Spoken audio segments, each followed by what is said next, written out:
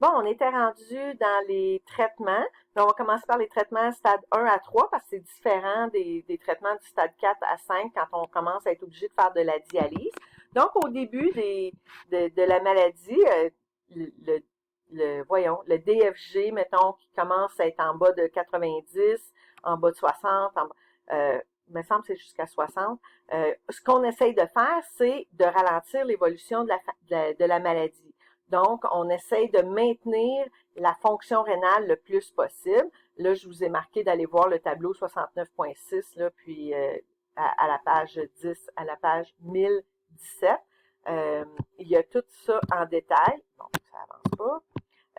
Mais dans le fond, on va essayer d'éliminer les trucs qui endommagent les reins, puis de augmenter les trucs qui gardent la santé des reins. Donc, dans les habitudes de vie, si on sait que l'hypertension, le surplus de poids, le taux de cholestérol trop élevé, c'est problématique, ben on va demander aux gens d'arrêter de fumer, d'avoir une diète puis un poids santé, de faire de l'activité physique le plus possible.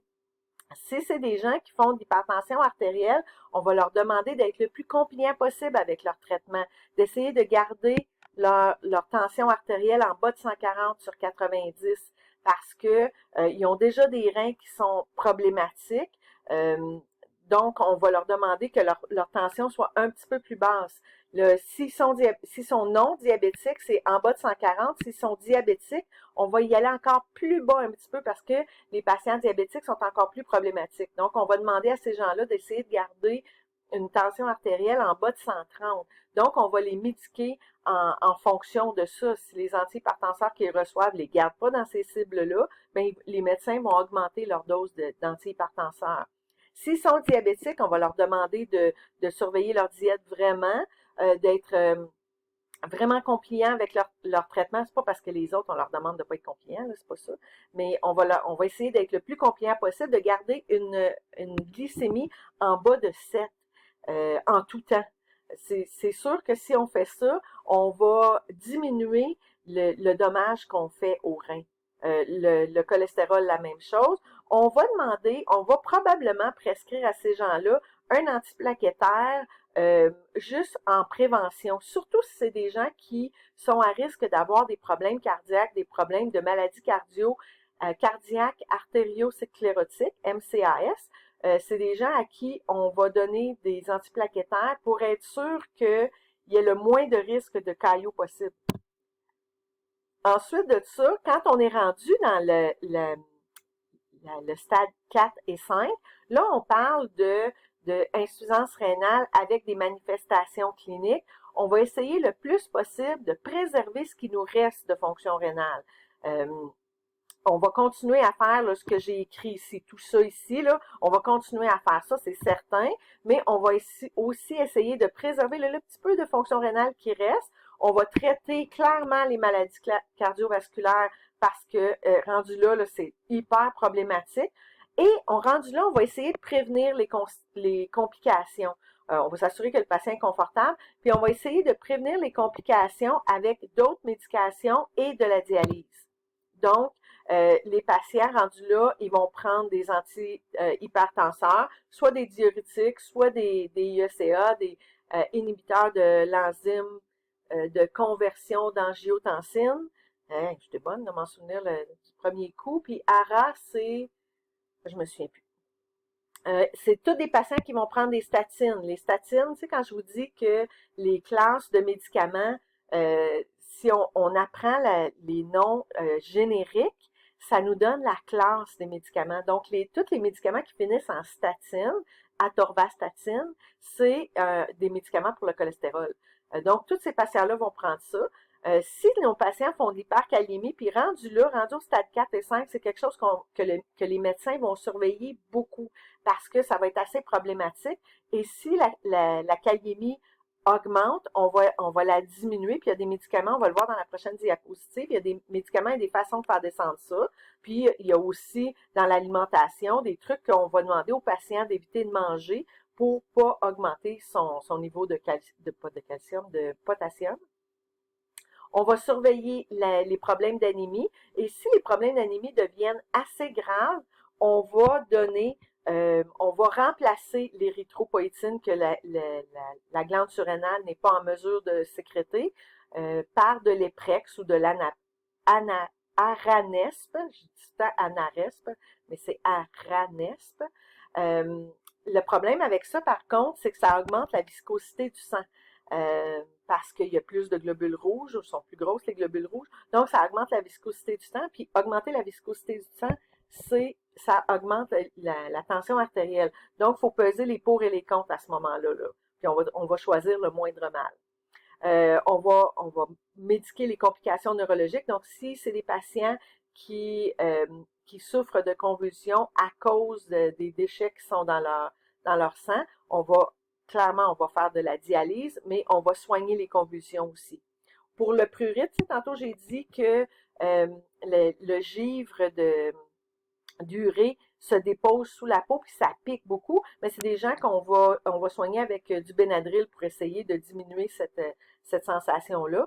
Puis c'est parce que c'est des gens qui souffrent de carence en vitamines, on va leur donner par précaution un Centrum à tous les jours. Un Centrum, c'est une multivitamine.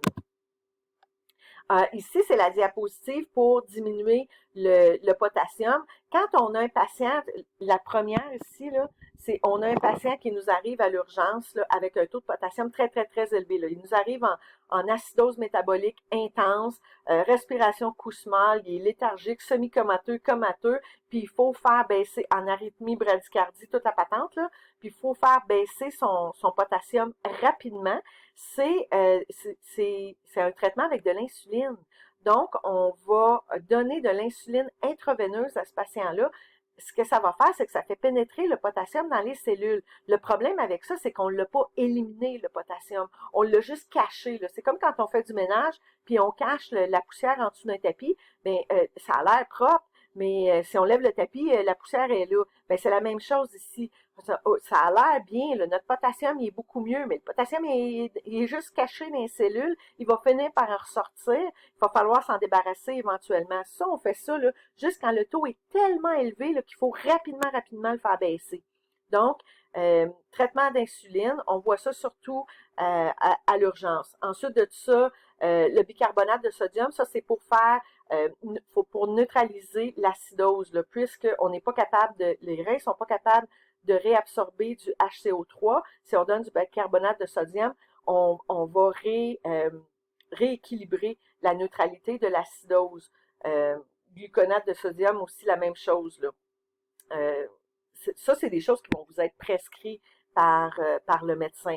Donc, ces deux-là, c'est pas pour gérer le potassium, c'est celui-là puis celui-là, là. C'est pas pour gérer le potassium, c'est pour gérer les manifestations cliniques du potassium trop élevé. Ensuite de ça, c'est un patient qu'on va envoyer en dialyse pour essayer d'éliminer le potassium via la dialyse. Un coup qu'on l'aura envoyé là, comme il faut dans les cellules, puis que notre patient sera semi-stable, c'est un patient qu'on va envoyer en dialyse pour pouvoir s'en débarrasser du potassium de façon adéquate. Ensuite de ça, si le taux de potassium n'est pas trop élevé, que le patient est hyper symptomatique et en danger, il y a des médicaments qu'on peut prendre par la bouche ou par lavement rectal, du Kexalate, qui va faire que ça va réabsorber le potassium et l'éliminer via les selles. Donc, c'est une espèce ça se transforme en une espèce je vais dire de résine. Ici, ils disent la résine, là, mais gunk là, dans les intestins. Puis ça l'attire le potassium vers l'intestin. Ça cause des diarrhées. Et puis, les diarrhées vont éliminer le potassium par les selles. Ça, c'est quand votre patient, là, il y a un taux de potassium qui est élevé, mais qui est relativement stable. Il n'est pas semi-comateux avec une respiration cousmale. Semi-comateux avec une respiration cousmale, on le traiterait comme ça ici. Là. Et puis ensuite, je vous ai parlé des restrictions alimentaires. Là. On va essayer que ces patients-là, un coup qu'on a tout réglé leur taux de potassium, qu'ils comprennent que le rapport de potassium au niveau de l'alimentation devrait être limité le plus possible. Puis quand on parle d'alimentation, là, je vous ai mis tous les tableaux, là, voir le tableau 69.7 pour toutes ces restrictions-là. Là. Mais quand on parle de potassium, on a souvent tendance à penser aux bananes. C'est la première chose qui nous vient à l'idée, c'est les bananes, ça contient beaucoup de potassium, puis c'est vrai, puisque dans les fruits, une demi-banane fait quand même, a quand même est au top de la liste, là. Mais on voit ici par cette liste-là qu'il y a du potassium dans plein de choses, là. Donc, les patients qui ont des problèmes de rétention de potassium devraient être au courant de cette liste-là, devraient savoir que dans ces aliments-là, il faut faire attention, puis il y a des trucs on peut en manger, mais en quantité limitée, puis pas toutes ces sortes de légumes-là ou de fruits-là en même temps. Ensuite de ça, riche en sodium aussi, on a parlé tantôt que les patients qui font de la rétention, qui font de l'insuffisance rénale chronique, font souvent de la rétention liquidienne. Mais s'ils mangent très haut en sel en plus, ils vont faire encore plus de rétention liquidienne. Donc, c'est des aliments qui doivent manger avec limitation, je vais dire.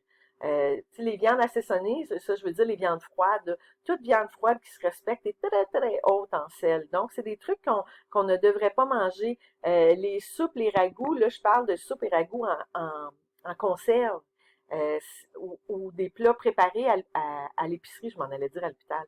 À l'épicerie, c'est des aliments qui sont très très élevés en sodium par souci de conservation. Ils mettent beaucoup de sel. Donc, c'est des trucs qu'on va essayer le plus possible de limiter. Les patients qui font de l'insuffisance rénale chronique ont tendance à retenir leur phosphate ou à ne pas être en mesure de l'éliminer, le phosphate. Donc, aussi des trucs qu'ils devraient manger de façon réservée. C'est pas qu'ils peuvent pas en manger du tout, c'est juste qu'il ne faudrait pas trop en manger. Ensuite de ça, c'est quoi les soins infirmiers pour les insuffisants rénales chroniques? Bien, clairement, on va y aller avec les manifestations cliniques. On va essayer de maintenir la tension artérielle, la glycémie dans les normes, parce que c'est ce qui endommage les reins le plus possible. On va surveiller le pouls et l'irritabilité musculaire pour voir est-ce qu'il y a des arythmies, c'est des signes de potassium élevé. On va surveiller le poids dié parce que c'est des patients qui ont tendance à ne pas être en mesure de filtrer l'eau, d'éliminer le liquide. Donc, c'est des gens qui vont retenir les liquides. C'est pour ça qu'eux, on les pèse dié. Quand on a un patient, tu sais, je vous ai dit au début, dans le cours sur la nutrition, un patient qui est dénutri, ça donne rien de le peser à tous les jours. On prend pas du vrai poids à tous les jours, mais du poids en liquide, ça, on peut prendre ça tous les jours. Et ça peut faire une grosse différence. Un patient qui prend 1 kilo par jour, il prend pas 1 kilo de gras là, par jour, il prend 1 kilo de liquide. Donc, ça serait vraiment important de le peser à tous les jours. Puis, à la limite, de faire un ingesteur excréta strict pour savoir est-ce que le liquide qu'il prend, il ressort. Parce que sinon, ça aussi, là, c'est problématique, puis ça va être quelque chose qu'il va falloir gérer. Surveiller les résultats de laboratoire, on les a tous passés tout à l'heure, la formule sanguine, le potassium, le sodium, le phosphate, l'urée, la créatinine, c'est tous des trucs qu'on va devoir surveiller quand on sait qu'on a un patient insuffisant rénal. Faire des enseignements surtout sur l'alimentation, parce que oui, c'est des patients qui peuvent manger un peu de tout, mais il faut qu'ils sachent dans quoi il y a beaucoup de sel, dans quoi il y a beaucoup de potassium, dans quoi il y a beaucoup de phosphore, parce que ça, c'est des éléments qui sont problématiques pour les insuffisants rénales. L'écoute active, parce que, bon, l'insuffisance rénale, comme n'importe quelle autre maladie, c'est problématique. Ben, c'est problématique, c'est big.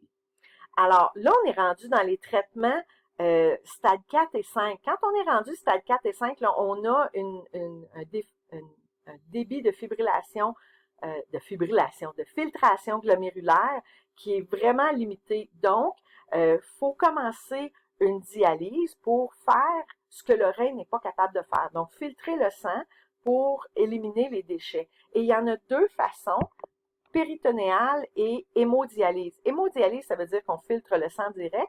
Péritonéale, c'est, puis je vais l'expliquer dans les prochaines diapos, là, c'est vraiment par osmolarité qu'on va filtrer le sang. Puis, certainement, en traitement final, il y aurait la transplantation rénale. Ça, c'est sûr que c'est le best, parce qu'après ça, tu n'es plus obligé de faire de la dialyse. Là, j'arrive au bout de mon 15 minutes. Je vais arrêter la vidéo, puis on va continuer avec les traitements.